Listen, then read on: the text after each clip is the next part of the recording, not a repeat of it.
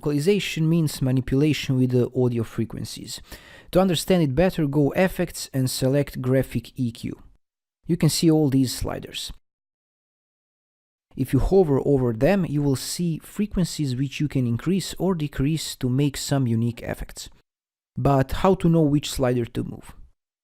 Just remember that deep frequencies are on the left and high are on the right. For example, if you want to increase bass, you will move the left sliders up. The best way to see how this behaves is to go Manage, Factory Presets, and over here select Bass Boost. You will see how sliders are positioned to increase bass. If you choose AM radio, for example, you will see that the bass and the high frequencies are 0. This will make your voice sound like it's coming from the old radio. Testing some equalization effects. Click this Flatten if you want to start over. Or if you find good preset, click Manage and Save Preset so you can use it later. Don't be afraid to play with this to find what works best for you. When you find something good, you can go to Effect and Filter Curve. This is the same thing as Graphic EQ but more detailed.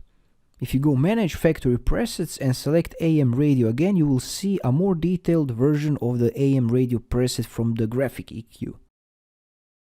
Right mouse click to add dots and then you can move them around. Testing some equalization. Testing some equalization. Testing some equalization effects. Flatten if you want to reset. And this is a basic introduction on how to use equalization in Audacity. This equalization is a science by itself and you can easily lose a few days if you want to.